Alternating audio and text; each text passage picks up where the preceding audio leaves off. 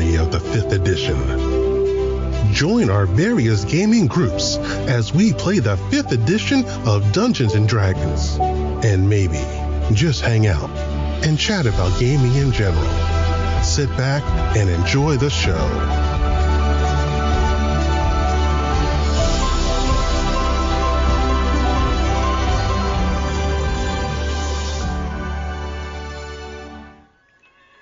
Hi, this is Kelly, aka Trixie from Ragnarok and Roll, assigned to Ragnarok Story, and Tilda Wimblewick from D&D Journey of the 5th Edition.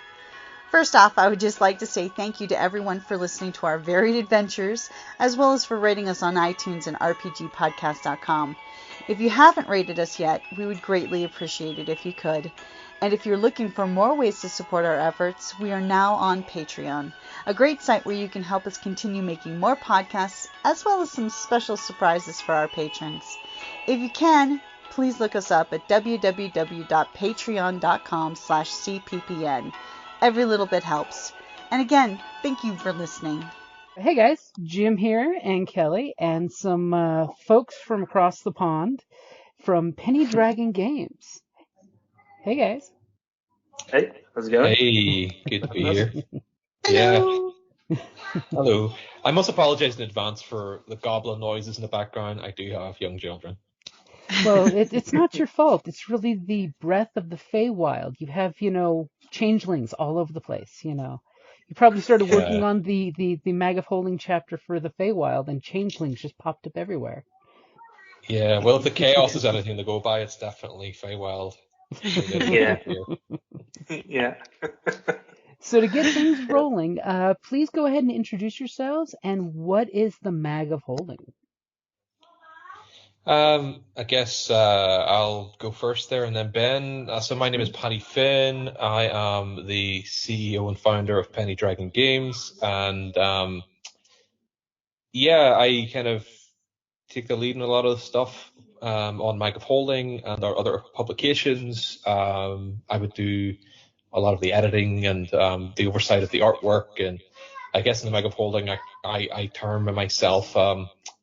It's a tricky one because Mag of Holding isn't really a magazine; it's more of a book, despite the name. But I still call myself the editor-in-chief.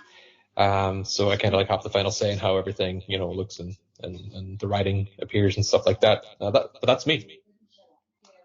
And hi, my name's Ben Doherty, and I'm a game designer and editor. Working with Penny Dragon Games now. More recently on the last two Mag of Holdings, more heavily involved, and written a couple things for it. An adventure in the current mag, lots of great Feywild stuff, and also I do a lot of writing and editing and overseeing our Patreon, along with our managing editor Kyle Gray. So it's been a lot of fun, and it's been a great opportunity. Just this last year has been a whole lot of D&D writing for me, which has been great. Yeah, it started out as a bit of an experiment back in February. So we thought, let's do a little Kickstarter, see how it goes, because we wanted to do a much bigger Kickstarter in April and May, and we didn't want to make all of our mistakes and learn all of our lessons in the big one. So we said, let's do this little Mag of Holding thing and make all our mistakes there. Lots of mistakes were made, of course. But then it sort of kind of exploded and took on a life of its own, and this is our 5th Kickstarter for this year and our 4th Mag of Holding. So it's been, as Ben said, an interesting and fun year for us. And of course, the Mag of Holdings have plenty of material for 5th edition D&D, and technically any version of D&D or fantasy RPG, which is nice. But I do know I've already shown the Lesser Mimic to a few of my players, and they're already saying, "Can we get one?" I like it. Yeah, I have one person who wants a mimic pet in pretty much every campaign we play in, so it's one of those of, you mean it's a purse and a mimic? What? The perfect combo that ever was. Yeah. The perfect accessory. You can thank Kyle, our managing editor. He contributed those, and actually lots of other Fey familiars in the book. You can see the Lesser Mimic and the Jackalope there on the Kickstarter page, but there's a few in there. There's a few more, but my two favorites are the Draco kit, which I liked so much I put it in my adventure in the mag. So it's what it sounds like. It's a little cat dragon, which is two things that I think nerds love: cats and dragons. Yes. And I tried to convince Kyle to give it a fireball hairball, but again, it was too punny. I don't blame him. There's no He has such to rein thing. us in. Yeah. No, there's no such thing. And Yeah. speaking as someone who lives in the Southwest, thank you for including the jackalope, because of course we have jackrabbits galore out here, and it's nice to see the jackalope included. Yeah, it's a great mythological creature. It's kind of it's almost strange. I'm not even sure. It probably has popped up in previous editions of D&D. I would guess, but it was.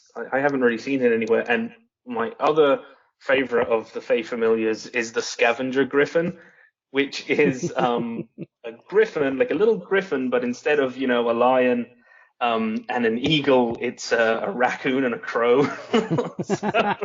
Yes, please.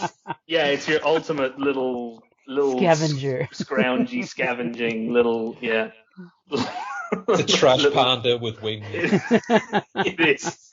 Yeah, it's just the ultimate magical trash pet. The worst of both combinations: a trash panda with wings and a crow with hands. My God, what have we done? You reach into your adventures pack and you wonder, why are all these shiny little things in your bag? Where did these come from? And the little familiar just hides behind a tree.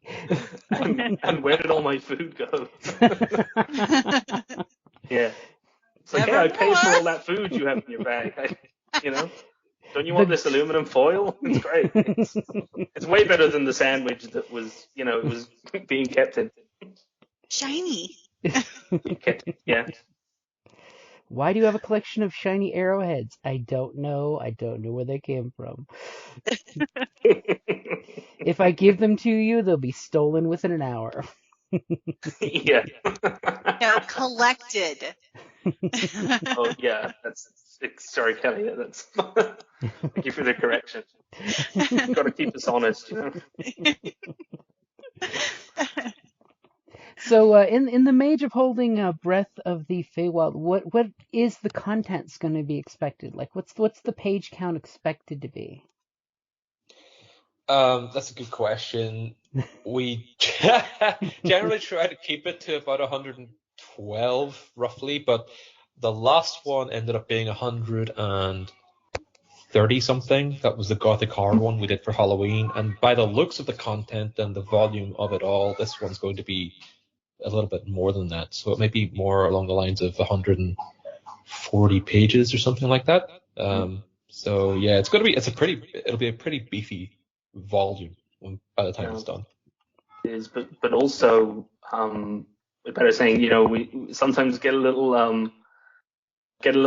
overexcited, and like you said, these things kind of grow, and you just get loads of more and more good content, and you want to bring more stuff to the audience. So even in Mag 3, the Gothic horror one, like Paddy was saying, and this one, we added two things called the Tales from the Lawkeeper, which are available as add-ons, but they're essentially they're longer adventures, so they didn't really feel right to include them in the mag, because it would be quite a bulk of it. So they are available just as add-ons, even in their own printed version. So they're a little smaller, and the one for this one is up around 40 pages in and of itself, including or I think not including maps, actually, because we're in the process of editing that now. So, like I said, there's a ton of stuff, and there's even add-ons for more pages, more content if you want it. So, but that's Tales from the Lawkeeper, A Murder of Crows, is by great creator who actually has a map for his patrons, and he DMs one of our Twitch streams, one of the Twitch campaigns. Richard Defoe, up there in Canada.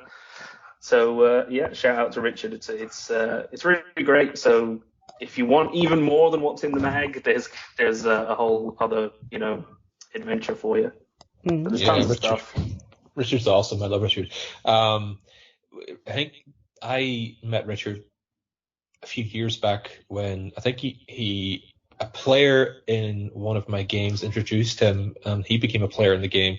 And then, it's really funny that a few years later we're all doing this thing together. But just as a little disclaimer, that adventure, once it's edited, may or may not be less than 40 something pages. Just because even the one before that, the one with the Gothic horror one, it was also quite long, but it's kind of like, how sustainable is it to have that many pages for one adventure, So I have to sort of run the numbers by these things and figure it all out, so it might be a little less. Yeah, that is it probably will. I mean, if I'm doing my job right, then it will be. Me and Kyle, we can edit it down, because that's the way these things go. You want to just leave the good stuff behind, and like anyone who writes things knows, there's always fat that you can trim. That's how these things go. But it's always so hard to get rid of that. It really is, because we it's all so good. We're very spoiled in that we never have too much content. We always have too much content. Sorry, we're never looking for content in terms of what to put in the mags. Even when we put out the call for writers to put their proposals forward for what they want to write. Like, it's very difficult because there's only so much you can squeeze in 140 pages, or 100 to 140, and it's difficult. Like when you have 4 or 5 really good ideas that they're really good, and I'd love to see them published, but there are these other really good ideas that we've already got going in there, or so it's a bit of a juggling act, but we'll get there in the end. Maybe we should just have the Mag of Holding unabridged version or something. Yeah. Well, even my own adventure for it, the Willow and the Wardrobe, which actually I think she's on the cover, and I think we also have art for her, but the Witch of the Willows, which Kyle designed for the magazine, features in my adventure. I cut a chunk of it because, like many of us, I was over ambitious, and I was had this whole idea for adventure, and it is difficult to do that, kill your darlings, as they say. I had to cut a big chunk out of it, but ultimately it's better because you want it's still quality that's left over, and as you say, there's only so much you can fit in. You do have to have a limit, at a certain point. But it's good as well. I think that we're kind of bursting with ideas, and there's always overflow, and who knows, those things can go into other Penny Dragon, publications down the line. So it's tough, it's tough, but it's good because what's coming out the other end is going to be really good, because even the stuff that you're having to cut is stuff that you want in there, Mm-hmm. Even the trimmable material is precious and good. I mean, you could always do a little Patreon sneak peek of, hey, here's little the extended cuts, Yeah, totally. Yeah, that's a great idea. I might actually do that. Yeah, the director's cut. Yeah, release the Snyder cut of the Mag of Holding. Yeah, it's 500 pages long. It's and now I think volume. Something went wrong with the printer. The colors all washed out. What isn't the Feywild supposed to be really colorful? Why is everything evil and dark and has a gritty voice? Who's Martha? Why did you say her name? Why did you say that name? It's the Feywild, no names. I'm sorry, DCEU fans. This is why all gamers are precious. I'm just going to say and throw that out there. Yeah. So, of course, in regards to the Feywild, I gotta ask both of you guys, and I'll throw this out for Kelly, even though I think I know the answer. In regards to Feywild, are you Seelie or unseelie? Since it's all about the teams these days. Yeah, Paddy, I'll let you give your response first. Well, Oh, Paddy, I think Paddy is muted. Well, oh, sorry, Kelly. Yeah, go on. it depends on my mood. Today it's Seelie. Tomorrow, honey, beware. Yeah. She's as changeable as a Fey. Exactly. Yeah, that's it. I'm definitely. I would say Seelie. I'm a big marshmallow. The only time I'm unseelie is when I'm hangry. So keep me fed, and I'll I might as well be Totoro. But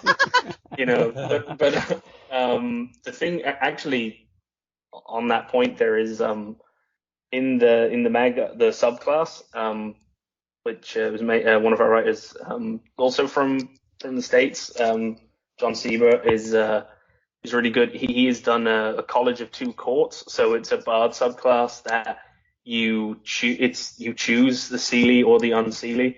So there's kind of two themes, you've got your kind of, good enchantment magic, and then a kind of good-natured mischief, or, more Super treacherous, dark. Yeah, so that's good. But I think, Paddy, I don't want to speak for you. I mean, I think I know what camp I'd put you in, but, I don't know. I think I'm on Seelie. Even though I think I'm Seelie. Especially if you ask my wife, you may get a different answer. Yeah. What about the kids? That's the real question. Yeah, they're definitely on Seelie. All children are on Seelie, Faye. They definitely are. They've got a lot of that in them. Yeah. It's all fun and games until it's not. Yeah, and I actually got some of the artwork back for that subclass, actually, for one of the NPCs, or should I say the pair of NPCs, because it's a set of twins, twin halflings, and one's obviously Seelie, one's unseelie, and they the artist did a really good job of depicting them as twins, but also bringing out the different characteristics in them. So hopefully I'll be able to share that on an update in the next day or two. Yeah, awesome. Sweet. And because the other thing with that is, the story for those NPCs, I thought was a great choice by John, the writer, who had essentially, they were both essentially both kidnapped by a coven of hags, and so they're twins but sisters, and they both went through the same trauma, but they reacted to it in very different ways, and they kind of got separated in an escape attempt, and one ended up with one court and one with the other. And I thought it was just a great representation of that idea, and that sort of two sides of the coin with the Fae, So they're great NPCs. So I'm looking forward to seeing that art myself, because it was a great subclass to edit, I'm very intrigued, as I'm actually an identical twin, and I always joke that I'm the evil twin. I am sinister, she is Dexter, and we're mirror twins, so we're exact opposites. Everything, like our hands, if you flip our glasses over, if it's so I'm very intrigued. Oh, wow. Yeah, well, that's definitely the mag for you. Yeah, we may have to rename the evil one to Kelly.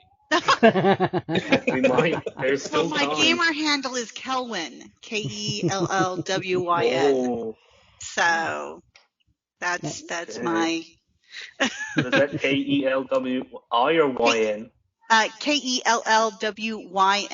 the Welsh kind of So, and my sister and I, she doesn't play anymore, but like in World of Warcraft, we have identical twin characters, Erwin and Kelwin. People thought we were bots. We're not. Did you, by any chance, ever stay at the Overlook Hotel in Colorado? We did that to somebody once. When we used to do. Sealy. We used to do Scottish country dancing at my university. And there was a boy there. His name was Charlie. And they had this long hall, and Carrie and I stood at the end of the hall and go, "Come and play with us, Charlie, forever and ever."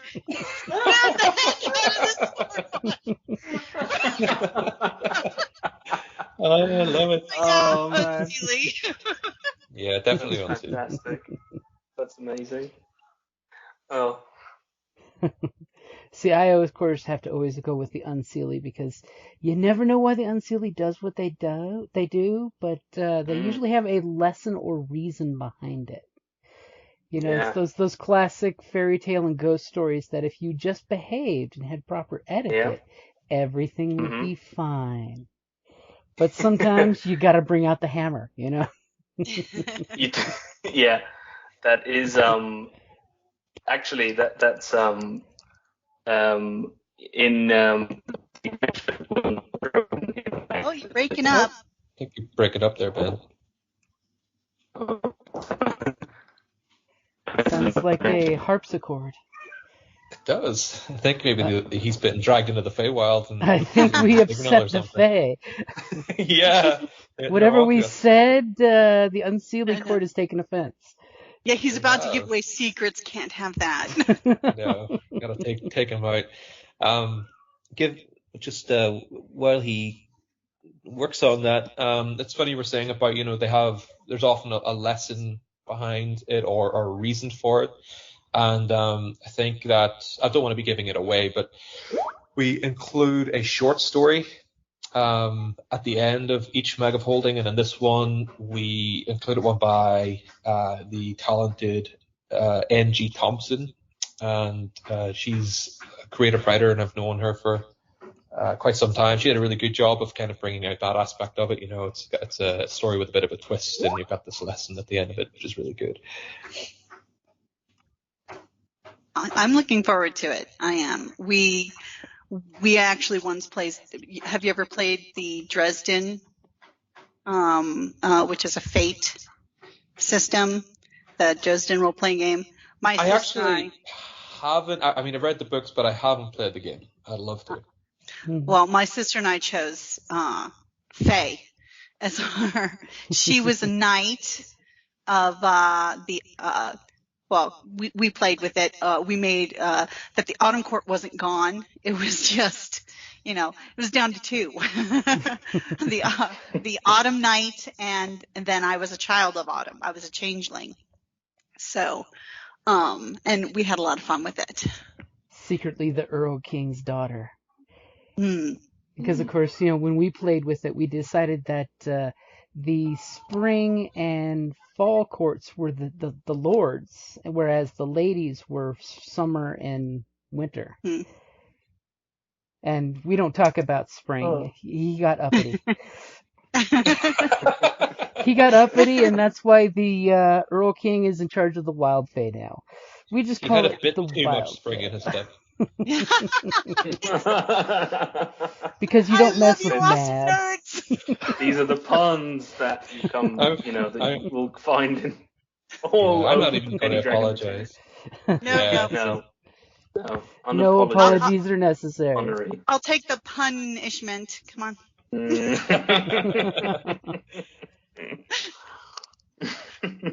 Yeah, I actually want to create a character called the Punisher, but he's spelled Punnisher, and he's like a bard kind of character, and he just uses really horrible puns as cutting words, and it's savage. Creates a whole new meaning to vicious mockery. Yeah, somebody. Well, to be honest, I'm sure there probably is on the, out on the Unearthed Arcana subreddit or somewhere out in the D&D sphere. There's probably a homebrew one, but I feel like somebody needs to have some kind of a comedian or, a bad pun dad joke kind of bard, I actually, I love playing bards. I do. And Yeah. I actually have a whole sheet of anytime I think of a joke, I have it there. Yeah. Like, so if I'm fighting a goblin, I actually give a vicious mockery. So it's like, I'm going to cast That's vicious amazing. mockery at the goblin. I'm like, oh, green was so last season. Ooh, it cuts to my soul. Yeah, that's great. Definitely among friends here, because I played a bard in an online game 2 years ago, and his name was Ondes Health, and he had a German accent. But if you look at the two words, the name, the forename and the surname, and you put it together, he was an elf, by the way. It's on the shelf.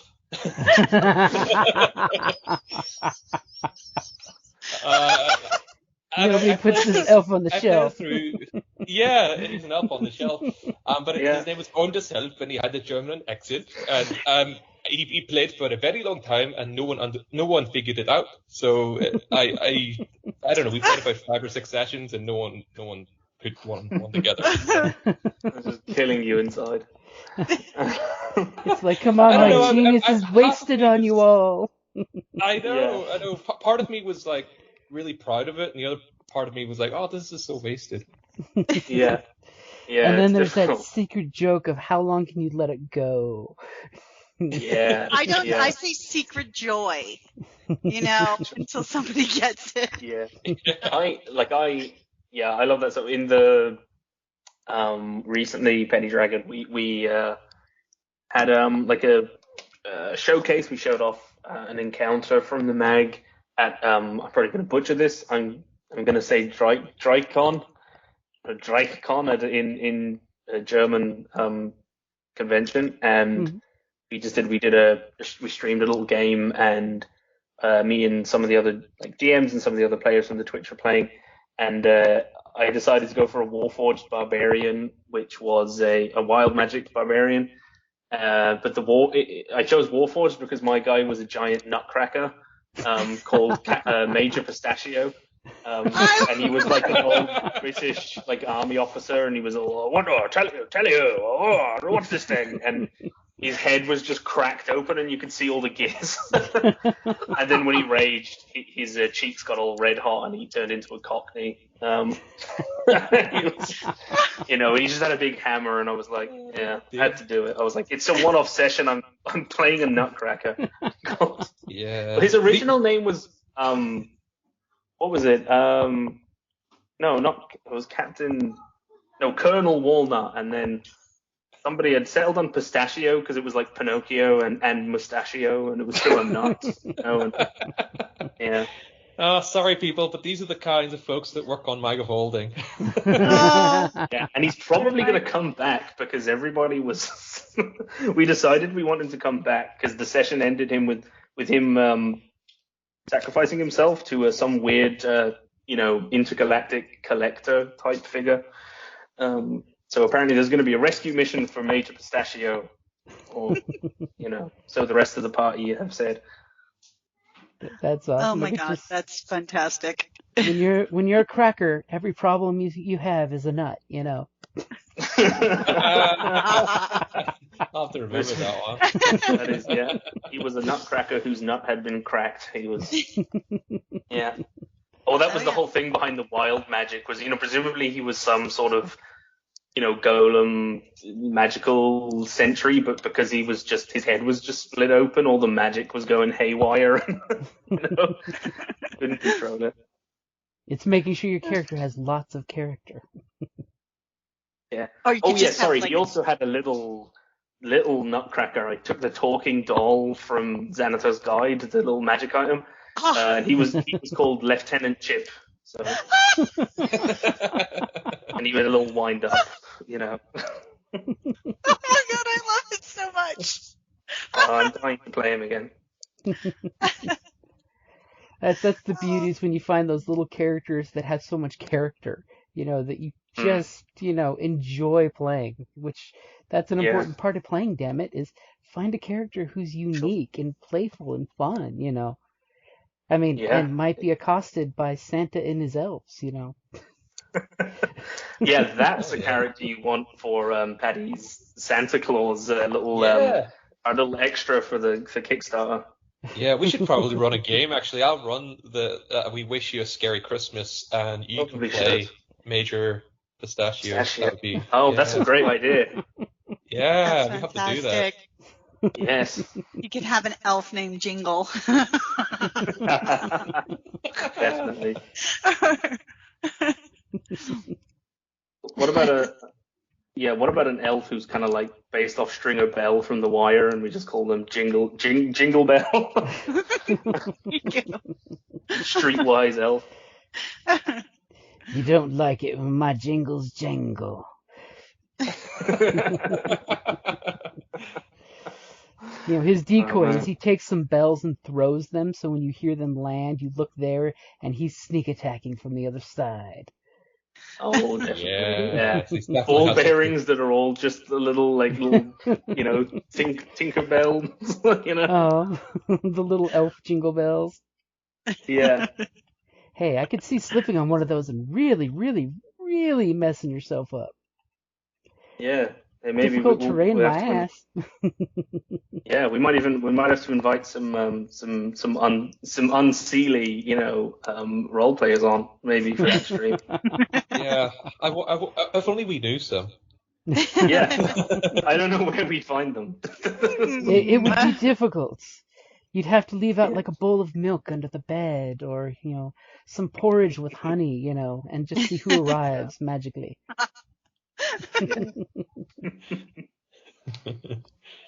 Oh, man. Now I'm thinking, what would be a good character?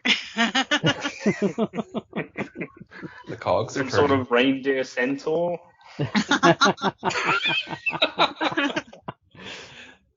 Ooh, okay, reindeer centaur, like a fighter with the unarmed fighting style, or a pugilist for Benjamin Huffman's Pugilist on DM's Guild. Great homebrew class. We're using it in one of our Twitch streams. I love it.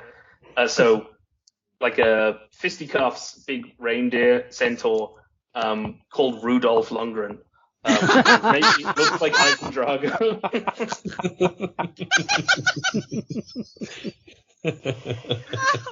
And secretly, he's got a high intelligence, but nobody knows. Yeah. Just so he can be rolling death saves, and I can say, if he dies, he dies. Oh, man. We have found our tribe. Yeah, can we make this a weekly engagement? The round table. So I don't think I mentioned it previously, but online for Penny Dragon Games, where can folks find you guys? We have a website for Mag of Holding, which is magofholding.com. That thing needs updated. I'm afraid it's a bit. I was kind of using it to document and sort of like using it as a journal for our progress throughout the year, but I kind of left that behind a little bit a few months back. But it's still a good place to find out some information. But pennydragon.games is our new website that just launched, and it's got a little store attached to it for anyone who misses the Kickstarters, so you can get Mag of Holding on there, and we'll be adding other products over the course of the new year. So some merchandise, lots of puns. We have a t-shirt in development, and it's got a Yeti on it with a Santa hat, and it says, "Are you Yeti for Christmas?" So that's where you probably saw the video on the bit of art on the YouTube video, or the YouTube video, sorry, the Kickstarter video, which had the Yeti in it. So yeah, it'll have stuff like that. So pennydragon.games is probably the best place to find us. But of course, we're always floating around on Kickstarter, so we're there too. And exactly what should folks look for on Kickstarter to have you guys pop up? If you actually, I think it's under Paddy Finn, or you can check Mag of Holding, and you'll see our active Mag of Holding campaigns, Mm-hmm. and even if you Google Mag of Holding, it'll show the previous ones. And actually, if you go to magofholding.com and subscribe to the newsletter, it's probably one of the best ways to stay in touch and to make sure you receive any announcements for pre-launches and things like that when it comes to Kickstarters, because we do try to, we aren't always very good at this because they tend to get a little far ahead of us, especially when you're doing 5 of them a year, but we do try to launch the pre-launch a few weeks before, just to give people a heads up, and anyone who's been following for a while can get in on the first day and whatever. So our newsletter is probably one of the best ways to make sure you don't miss anything. Because speaking of miss, there are 4 days left in the Breath of the Feywild. I was about to say 5, but it's down to 4 today because a new day. It's funny how those get away from you. Yeah, it's funny. It's funny because we normally launch at 9 a.m. Pacific time on a Tuesday, because that's kind of like one of the better times for audiences. Everyone across the states have started their day or are starting their days and whatnot. But because we're in the United Kingdom / Ireland, it's really confusing because we launched the Kickstarter and then the next day it's like, oh, it's day 2, but it's like it really isn't day 2 because we launched it when it was the previous day for the other side of the world. Yeah. Through the magic of time zones and losing a day. Exactly. There is no time in a Feywild. Somebody cast time stop. We got any high level wizards that we could, And speaking of launch, because I was shocked when I saw the email for the announcement on this one. How long did it take for you guys to fund once you launched? We funded in a little under an hour, I believe. Which is really impressive. Yeah, it just shows we have such an amazing community. We started as this tiny little nobody back in February, and we still haven't grown huge or anything, but our community has grown and they've been really supportive, and we really, really appreciate and are very grateful for our community. And we wouldn't be doing this without them. Essentially, we are here because of our amazing community.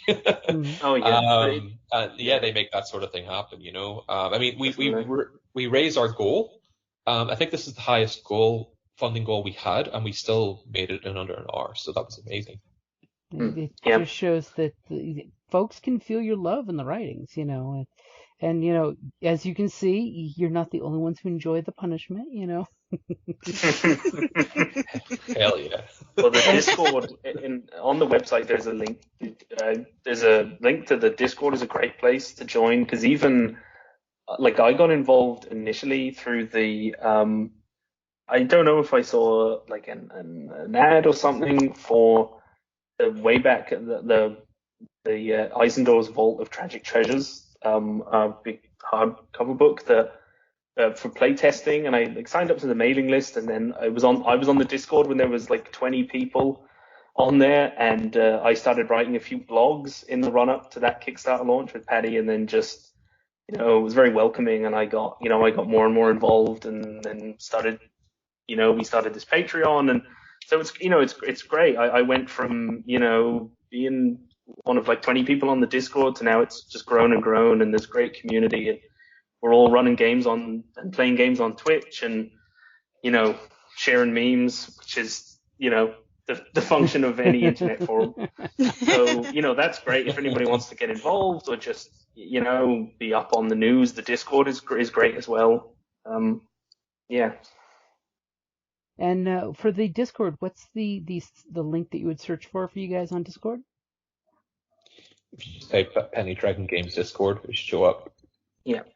And I think there should be a clickable link that'll take you to an invite link on the website as well. And on the Kickstarter page, I believe.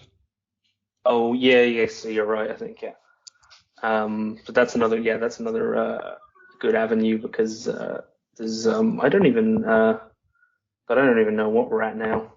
We're Discord members. hovering. Last I checked, which was actually a while back, we were hovering around 1,200.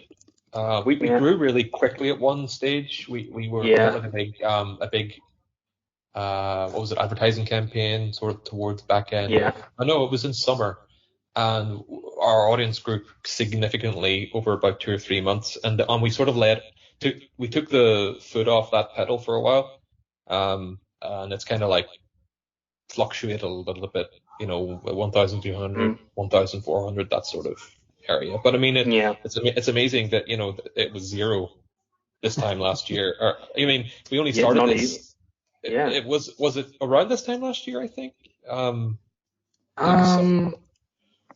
trying to think, because was the Discord earlier 2021? I can't remember, but it was. Maybe. I think I joined the Discord like right around the time I started the blogs, which I think was like February, or maybe when we got in contact. So I don't know how long it had been around before then, but probably not very long, because it was about 20 people, and some of them were mods, and were it's Kyle still a baby. and other like half of the Discord was probably the creative team at the time.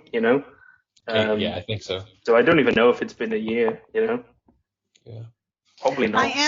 I am looking at your Kickstarter right now, and yes, at near the bottom, you do have your links for your Discord, your Facebook, Twitter, and Instagram. Perfect. There you go. Kelly knows more about it than you. I had it up because I backed it this morning. So if that's the case, then Kelly, what's the link to the Patreon? Because we haven't mentioned the Patreon site yet. We've talked about it, but haven't mentioned where it is. Okay, hold on. I have that up too.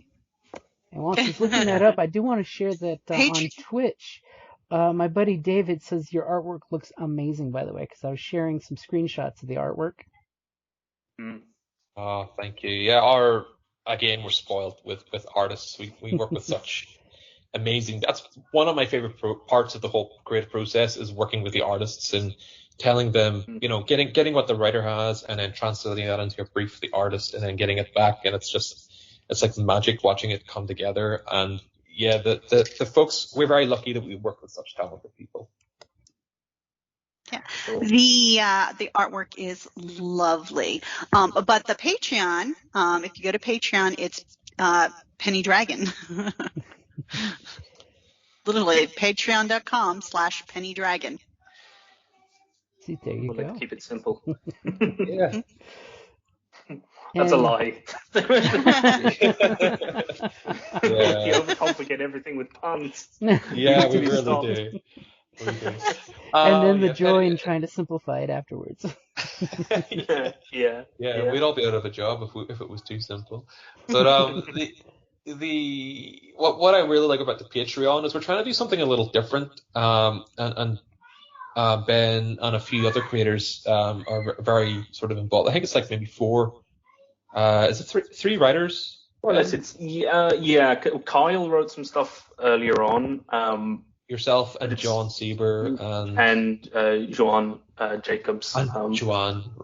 Yeah, right. John has done a few. He's done a little. John, I mean, early on, we kind of got Kyle working to get a backlog together, and since then, I mean, John has stepped up and submitted, just a bunch of stuff. So we're still ahead. We like to try and keep a little bit ahead, so we have some breathing room. But what we're trying to do on that is it's not just like, give people content, give patrons, files once a month, whatever. It's trying to get patrons involved with creating a publication. So currently it's all based on Minehelm, the Patreon, and it's set in the world of Andavan, in the kingdom of Aragos on that world. And it's kind of like we take a lot of the stream material from this area as well. And the idea is the patrons get to, talk to us on the private Discord servers, and there's a call for a certain tier once a month, and they get to have a bit of, they get to give us feedback and let us know what ideas are working or what they would like to see. So essentially the patrons are helping us to create the publication. So eventually there will be a setting book, hardcover 200 to 300 page book, we'll do on Kickstarter maybe later on down the line. And it's like the patrons will have been a big part in creating that publication. So they get to create something. It's not just that, they get stuff. It's a participation goes both ways. Plus, it's nice having that from the creator content point of view, getting the feedback, because feedback is hard, finding out what exactly they're wanting, enjoying, are they getting as much enjoyment as you guys are, Definitely. We actually, I couldn't agree more. We recently started using a beta reading team for Mag of Holding. We started using it on Gothic Horror. We had planned to do it, for the first two as well, but we just didn't have the time. But we eventually got around to using the beta reading team, and they get to see the PDF first, and they read it all through and let us know if there's anything they would change, or that's weird or clunky or they didn't understand. And just having that feedback as well has been incredibly useful. So yeah, 100%. And that was sourced, or not entirely, but some of that was sourced from the Discord as well, right? We put out a call. I think that was primarily the Discord. Yeah, there were one or two people outside, but it was mainly Discord. Yeah. That's cool. First, you must take the oath of super secrecy that you will not disclose anything under oath of the Fae coming after you. You'll be inundated with puns. in pun dated. We'll send winged trans pandas after you. Yes. Oh, Was that on mic or off mic? The discussion of the scavenger griffin. That was off mic. If you'd like to bring that up, by the way. So what Kelly's referring to is we were talking about. I think Jim, you brought up. Visible on the Kickstarter page is a sneak peek of the Lesser Mimic, which is one of 6 Fey familiars that we have in the mag. So you can see that there's a Lesser Griffin, a Lesser Mimic, a Lesser Phoenix, and there's a Jackalope, which is visible as well, a little bit of art for it. But my 2 favorites personally are the Draco Kit, which is exactly what it sounds like. It's a cat dragon. 2 things that nerds love, more than anything. And the other is the Scavenger Griffin, which is, instead of a mighty eagle and lion, it's a crow and a raccoon. I want one of those. Yeah. I think those are going to be the biggest hit. I mean, that and the Mimic, because who doesn't want a little baby Mimic? Especially if it's a purse, Mimic purse. Exactly. Yeah, you really will never find anything in your purse again. Talking about your purse swallowing everything. It will coordinate with everything you wear. Yes. Yeah. Oh man, I could just think of the medieval city with a purse snatcher coming by, grabbing that, and realizing worst day ever. Yeah, I'm afraid. What you just said is I've just had a horrible realization, which is that we called it a Lesser Mimic and not a purse snatcher. Well, no, I would have one and I would name him Percy. Snatcher. There we go. We're wouldn't leaving call that him up to the Gucci? players. Yeah.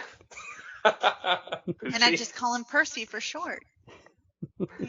Whenever Percy's not on screen, everyone should be asking, "Where's Percy?" In the background, there's a purse inchworming across the floor. Yeah. And then you just hear a cat hiss off camera. It reminds me of this is totally off topic, but there was a book by it's terrible. I'm going to forget the author's name, but it was illustrated by Chris Riddle or Chris Riddell. I'm never actually sure. I've never actually heard his name pronounced. But he's a great illustrator. He used to illustrate these Edge Chronicles books that I read when I was younger, and he did work, I think, more recently with Neil Gaiman. But he had illustrated this book that I had when I was younger, which I loved, called The Story Giant. And it was a bunch of little stories and fables that had been collected from around the world, and also some original stories that were all told throughout this kind of there was like I'm blanking on the term, but there was like a sort of a wraparound narrative about there was this giant telling the stories. But one of them was about this mean old lady who suddenly discovered that there was like an interdimensional, like there was like a black hole inside her purse. And so everything, like her neighbor's cat that she didn't like, she shoved it in, and eventually she was shoving in everything she didn't like, and eventually it burst, and I think she got sucked in, and there are all these fables with, like you were saying, Jim, unseelie lessons, there are all these kind of fables, and that's just all I can think of now with the purse that's essentially it has an interdimensional, you could make like a little bag of holding mimic. Eventually, whoever's on the other side saying, "Who keeps putting all this crap in my closet?" Yeah, it all has to go somewhere. Yeah, everyone in his family thinks he's a hoarder, and he's like, "No, I don't know where it's coming from." I was like, "Sure, Grandpa, you need help." Now it makes me wonder if dryers are actually mimics and they only like the left sock. Oh. That would explain a lot. There's a story. Yeah. Yeah. That explains so much. So one thing I did want to throw out there for you guys, that on the Kickstarter, if you don't have copies of Mag of Holding's previous books, there is the Planar Traveler, which can get you physical and PDF copies of the previous copies too to get caught up. Which, by the way, is like an amazingly good deal. By the way, I want to throw that one out there. Yeah, thanks. We figured we have a few extra copies of those first 3 Kickstarters knocking around, so it would be worth putting them on there. And just like you say, it's a nice way for someone to maybe get into the series, if they want to get all 4. And the deal, we thought, well, if people are getting all 4, then we can knock a few dollars off of that.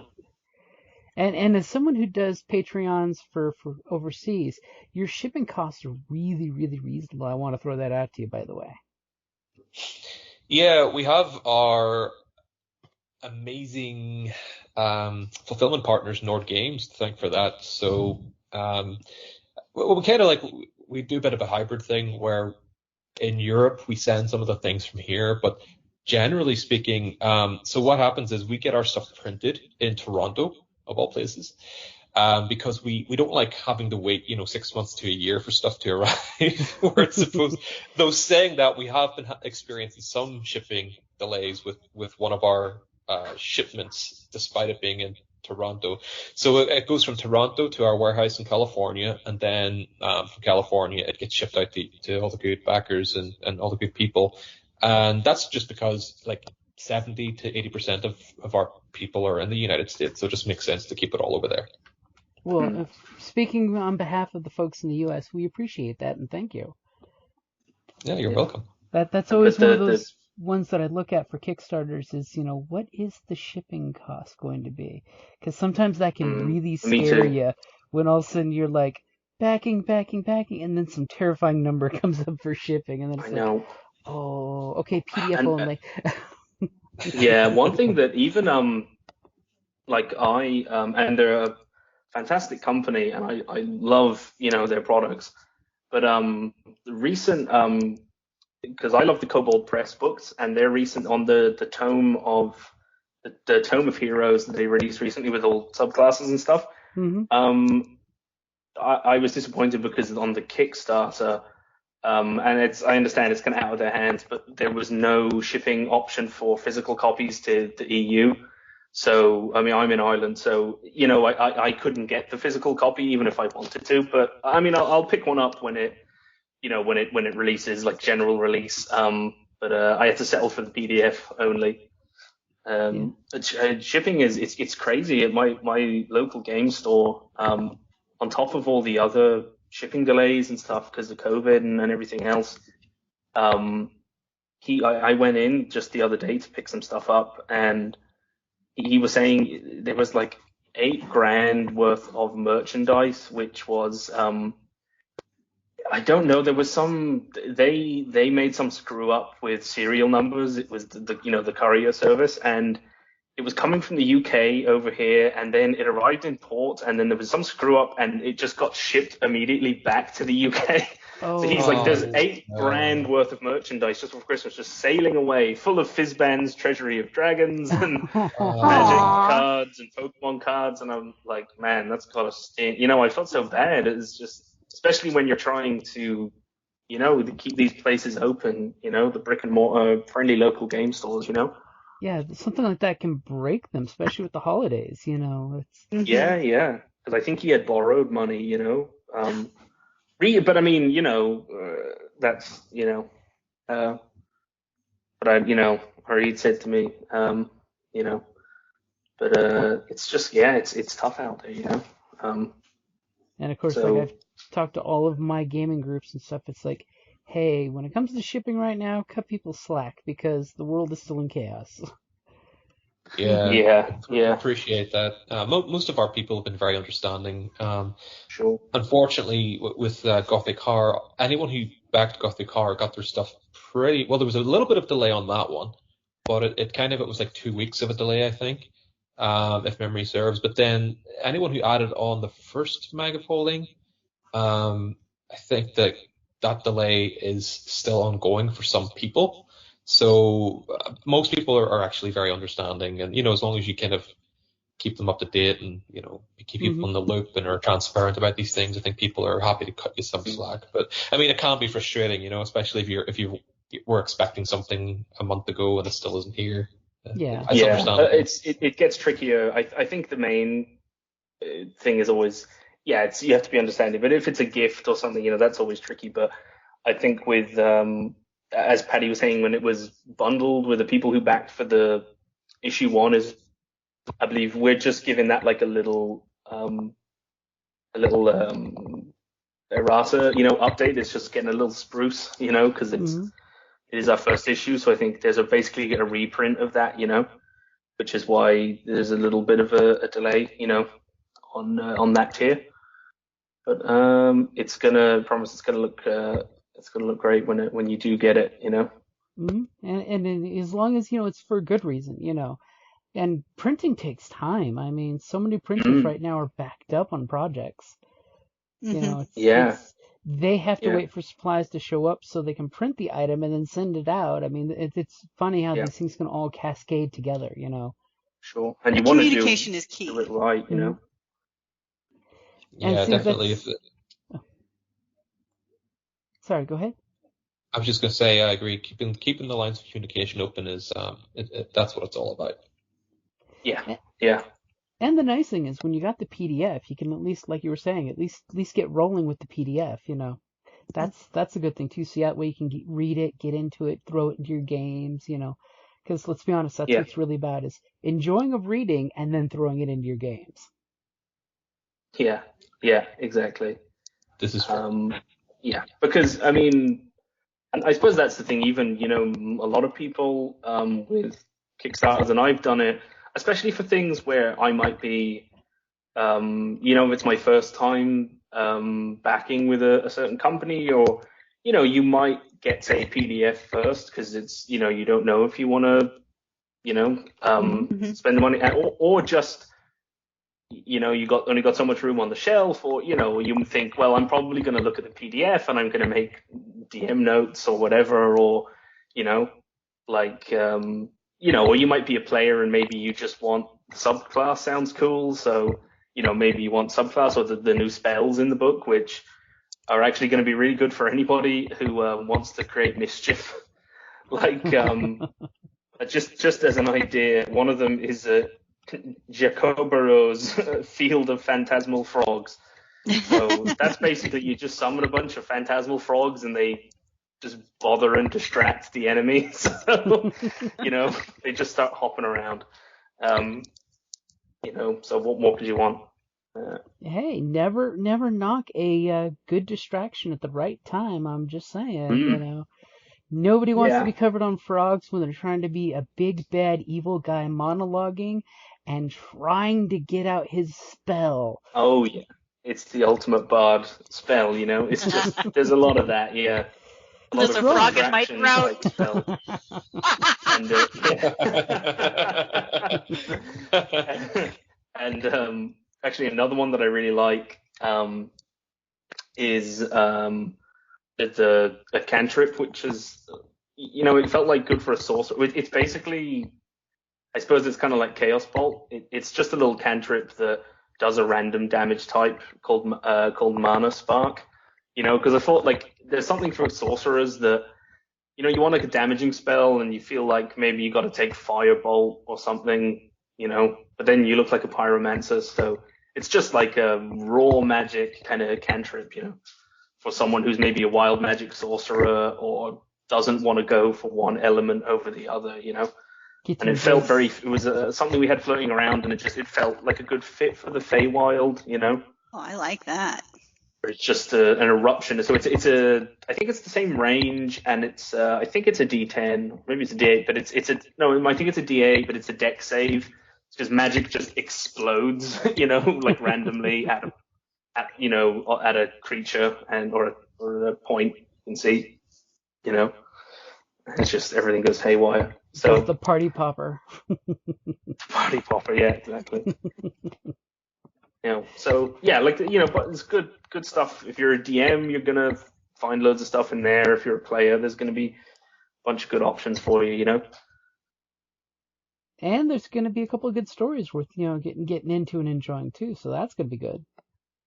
Yeah, and if you're a Ginny D fan, there's an interview with Ginny D. Mm-hmm. Yeah, we try to we want to obviously create specific tools that people can use, but you'll usually find there's little bits of lore dotted throughout. Like you said, there's story in there as well, and it's not just about like giving people tools.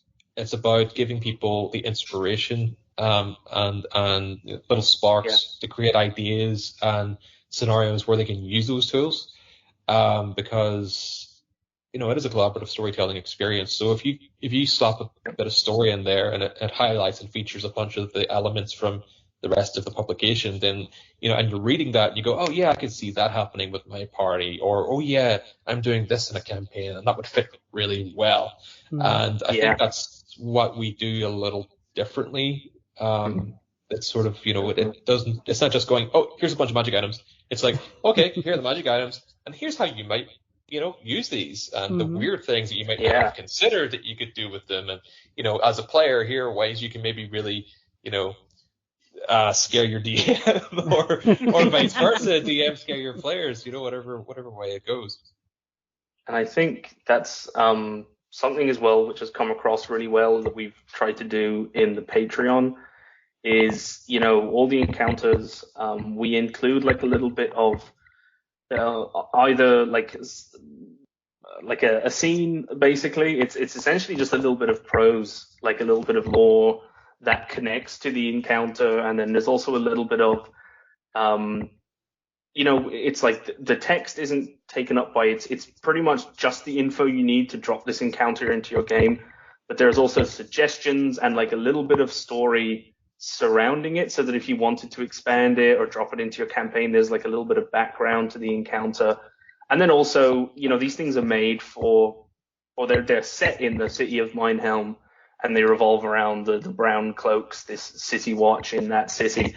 But we have a note on all of them that says, obviously you can drop it in anywhere. It's we've used the words Minehelm, or there's a city watch party that's gone sent to investigate, but maybe your party just stumbles across this in the Underdark, or, somebody pays them to go investigate something, so it's designed, that the intention really is to be, as you say, build out that campaign setting, but also here's how it can work in whatever game you're running, This encounter takes place in a forest. You guys in a forest right now, then you can use it,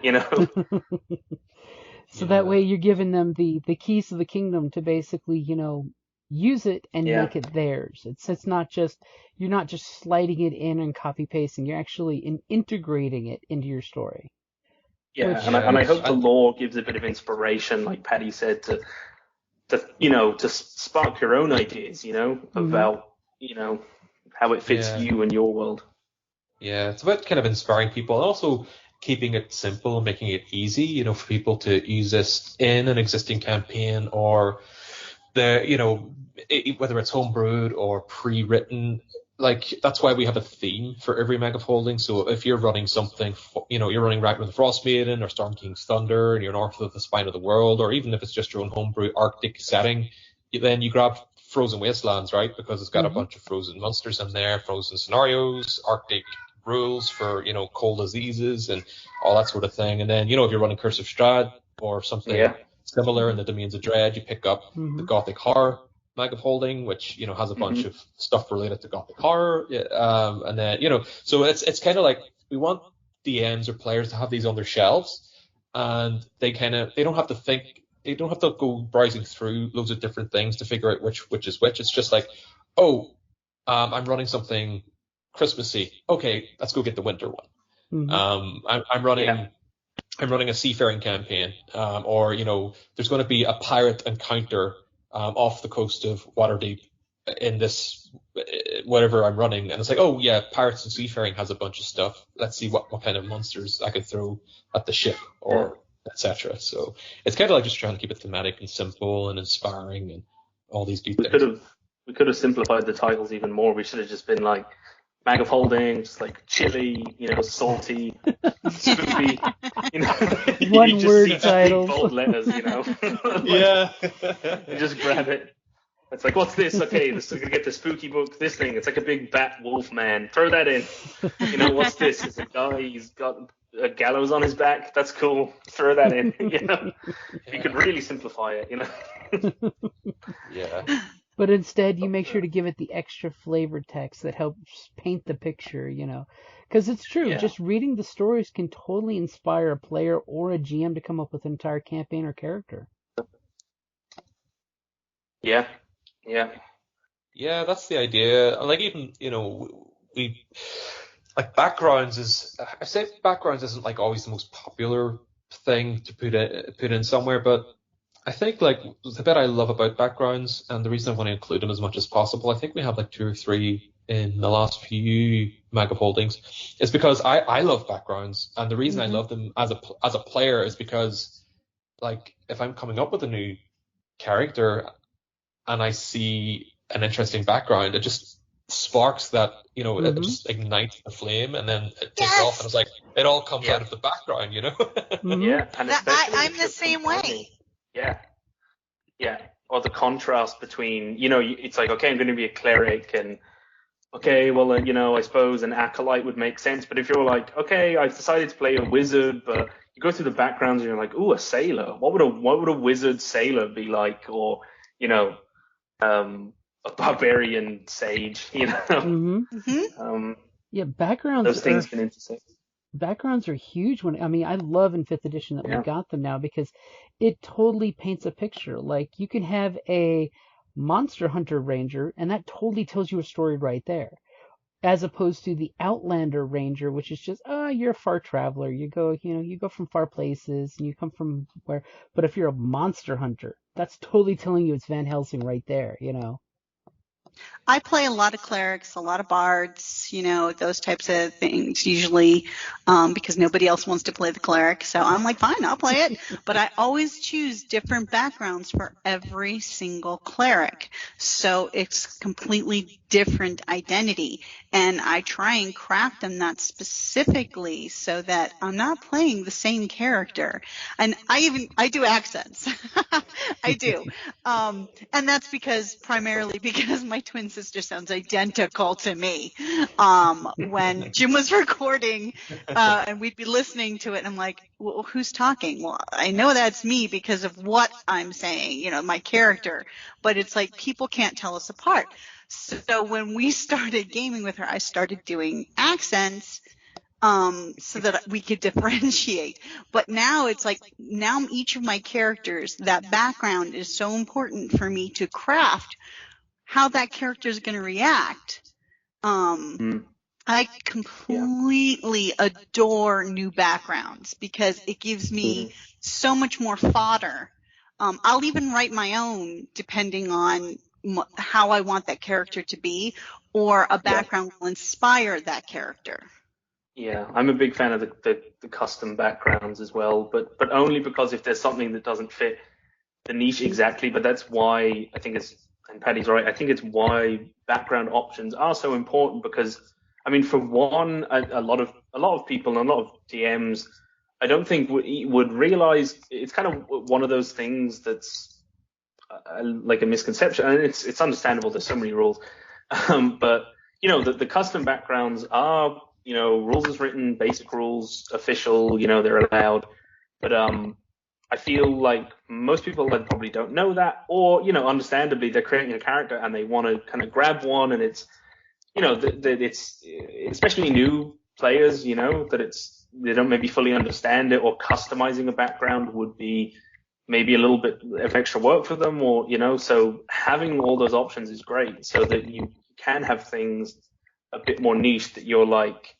I believe one of the essentially one of the backgrounds for the Feywild is more or less like kind of not like a changeling, but you were in the Fey as a child, and like maybe you remember, maybe you don't, kind of thing, so it's like that's a specific thing somebody might want to do, but before it's like here's a pre-made version of that you can just grab, if you don't know how to build it yourself.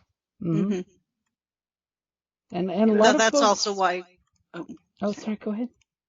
Well, the one that's I always like that we tend to try and do a session 0 together, building the characters so that you can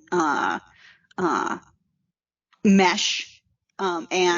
What's always nice is because Jim will, it's like, and if you want to customize one, the GM can say, hey, look, if you want to customize something, by all means, just tell me, and we'll work with it, or feel free to roll it. But it's so nice to have other tables that you can either roll from or inspire you.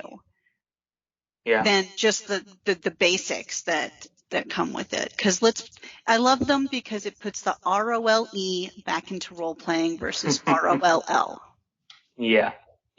And we actually in a home game once that I was playing in, it was right after, or it was like just right after the first lockdowns and everything. It was my game group in my local game store we moved online, and so we started a new campaign because we wanted to keep that one physical. So we said, let's just start a new campaign, and our DM had the idea of since it's just a side campaign, we went through there's rules for essentially rolling your character's backstory or their background information in Xanathar's. And it was really interesting to totally roll that you're like, okay, are your parents alive? Are you orphaned? Do you like your parents? Do you have siblings? How old are you? It goes super into detail, but we had decided before all that what we were going to do was an all one class party. So we were all decided we'd all be bards, and we were a family band. But we were a band, but the thing is, obviously we were all a different subclass, and we picked all different races, but the idea was our father was some kind of, actually, you know what? It was actually very Ego in the Guardians of the Galaxy 2. He was like a demigod deadbeat dad. So we were all half siblings, and we were looking for our father to track him down. And it was so I was a tiefling, but I looked like a jackal. I looked like an Arcanoloth, and someone else was a minotaur, and there was an Aasimar, and so. Because he was this mercurial demigod, we just could look like whatever, but we were all siblings, and we were in a band, and so we each had to pick our instrument, and one of the guys was awesome. The manager, We had talked about doing an all bard or all cleric, but different, factor. It's that's so fantastic that you did it. I love it. In the one we were talking about, it's a human father with all the half human races. Mm-hmm. So you'd have the half orc, the half demon, the tiefling, Yeah, Ganassi and all that. Yeah, that's awesome. Because it embraces the bard stereotype for their father. Of course. Totally. And it was the same thing. Yeah, it was he's obviously this very charismatic, this very charismatic figure, so it transferred to all of us one way. So we all had to have at least like decent charisma, you know. And it's funny though, because you think, and I think it goes to Kelly's point that like a bard isn't just like as much as we all love him, a bard isn't just Scanlan. It's not just like that's a great archetype for a bard. It's kind of the first thing you think of is this mischievous, sort of lusty kind of character. But we had like. I think I chose the College of Whispers, and I was a former spy. I think I was the oldest of the siblings, and I was a former. It said I had been in a war. I owned like a parcel of land that I got in for some reason, and I on the Xanathar's rolling table. So I was like, well, what if I was given it as like, a commendation? And I was an old spy master in war. And I was College of Whispers, and I was all very like sneaky and quiet. And I think I might have played the equivalent of like a keyboard. I was in the back, and Asimar was the front man, and he was very charismatic. And our Minotaur was like, she was great. She was just like a big himbo, and she was the drummer. So it was like everyone had their own personality, within that. So it was 5 bards, and we were all completely different. Well, see, we didn't do the bard party, but instead, because Jim had suggested that one time, so instead what I did was I actually created a changeling bard. So now I have 5 different main personas, each with their own accent, manner of speaking, completely different. She actually is also College of Whispers. It's a great song. But yeah, so she's got one of her characters is the haughty blood elf, who and then she just recently created a new one where he's a half orc. His name's Yaya. He talks with a German accent, but he's the ladies' man, and then I have like different, each one. Well, I have 2 ladies' mans, but that's one does. But yeah, should that team way up I could with, play on the shelf. Yeah. Which is why he's called Yaya. The Yaya on the Shelf cover band. Actually, I also love that movie, Eurovision Fire Saga. Yaya Ding Dong. Yaya Ding Dong. Yeah. He was named for the song. I just, if you're listening, cover your ears. But I got my mother the soundtrack because she loves that movie. There's no DVD of it. I don't know if it's ever coming to like DVD, but I got her the soundtrack at least so she can listen in the car because she's like in love with that movie and watches it all the time. It is so delightfully ridiculous. The music is honestly It is. It's actually great. And I love it. It's more about her, not Will Ferrell. It's Rachel McAdams' character. It is, and I recently actually just showed it to my girlfriend. We watched it for the first time, and I was gonna actually bring it up with her, but she said herself that what she liked is it's like obviously apart from the banker dude, there's not like you kind of think Dan Stevens, Russian guy, is going to be like the villain, but he's really like he does respect, like he respects Rachel McAdams as an artist and everything, and it's like you kind of he's not like bad. No, he's lovable. Right that Will Ferrell is taking her for granted and all that, but yeah, like everyone is. It's a real feel good movie, and I think you've got to have those feel good movies, Can't be unseelie all the time, Speaking of the elves, don't anger the elves. I'll leave this here in case you need to do more murders. We did a Netflix party once for my sister and I, our birthday, since during quarantine. So we did a Netflix party with some of our friends, and we chose Eurovision. And was like, okay, everybody has to drink if they say elves.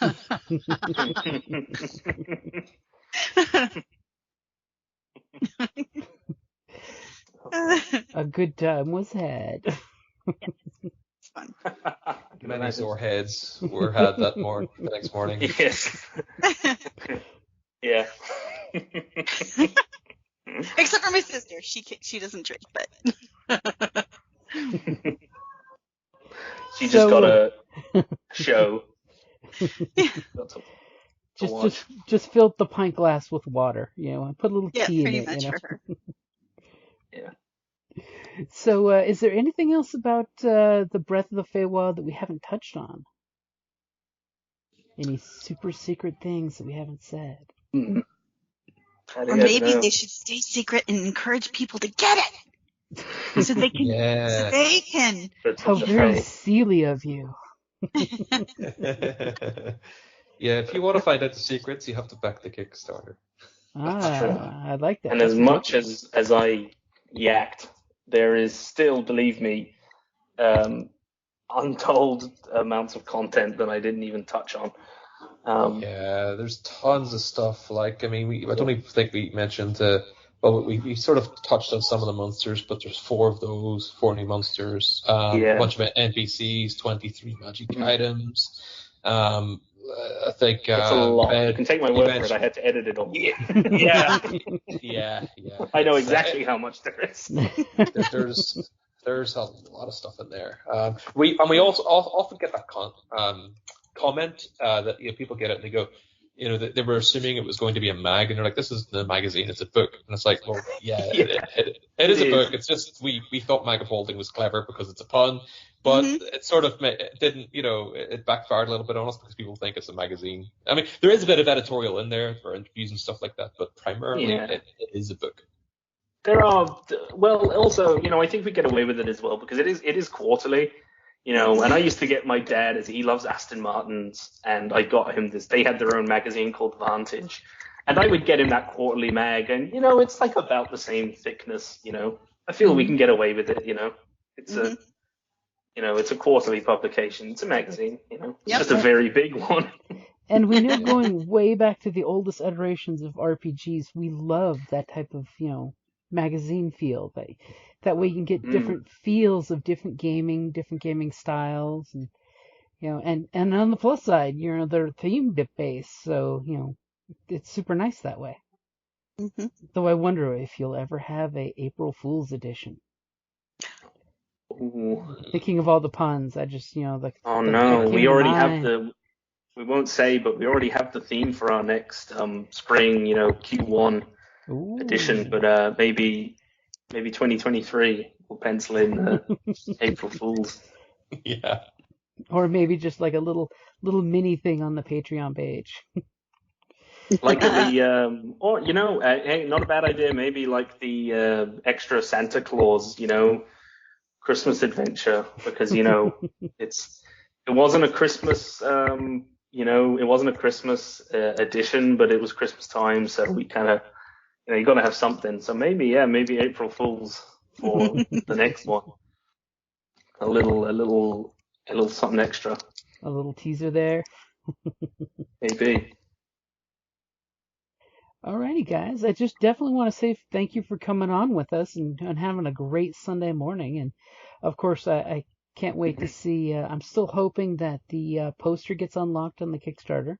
That would be nice. Just saying. Yeah. Fingers crossed. Yeah. That is the next tier, and we have 4 more days. Yeah. We might hit it. We've kind of hit that before when we've had this bit of a difference, so I'm hopeful. Mm-hmm. Yeah, and there's always the final push in the last kind of 2 days. The Kickstarters tend to experience a bit of a surge. Everybody panics, I do it all the time. I back stuff on Kickstarter. I'm like, there's 36 hours left to go. I gotta get it. What if I don't want to miss out? You get that. Oh no, trust me. I missed out on one because I was I was on vacation, and my reminder came up, and I came back, and I'm like, no. The FOMO is real. I panic by Kickstarter a lot. So it's where the impulse buys get me. But you won't, if you impulse buy the mags, don't worry, you will not regret it. Unlike that packet of donuts that I bought at the checkout. you know, last minute. You know, Shall only we- good for you. Do not remind me. It's totally You're good. hired. It's totally good But, for you thanks, and sustainably developed because you use sustainable materials, right? Yeah, we try to use exactly. It's we're using the people who are, they use sustainable methods in their printing, and yeah, we try to do what we can as well for the environment because the thing is, I come from the ebook side of things. I come from like the author, science fiction and fantasy in the author sort of industry, if you want to call it that, and I've been doing that full time for a few years now, and then it kind of like say took a bit of a left turn into the D&D side of things. It was just going to happen at some point. I love D&D. I'm a writer. Those two worlds were going to meet. And the thing is with the ebook side of things is, people still buy print an awful lot, but ebook has become very popular. And the great thing about ebook is, you're not using any resources. Whereas, in Dungeons and Dragons, and TTRPGs, we all still love to be able to hold that book in our hands, Mm-hmm. and Pass it around the game table. Yep. Yeah, and we just, we donate to, charities that plant trees and stuff like that because we just feel, well, at least I feel that it's important if you're going to be cutting down trees to make your product that you need to be doing something to, replace that. At least doing what you can, And we, if we cut all the trees down and the forests, we're in trouble because where are all the Fae going to live? And they're going to spill out. And exactly. And they're going to be really cranky. You want a bunch of red caps in your, in your basement. Yeah. Let's keep the Fae in the forests, people. Yeah. Got to give them somewhere, but yeah. But thanks so much, Jim and Kelly, for having us. It's been great, I loved it. It's been great to repeatedly punish each other. And yeah, we're definitely looking forward when the Kickstarter, comes on out because, yes, this may cause us to have another stream game. Oh no, another stream game of more Fae stuff because totally our High Sea Shenanigans game needs the pirates and seafarers brought into it. Yes. Yeah.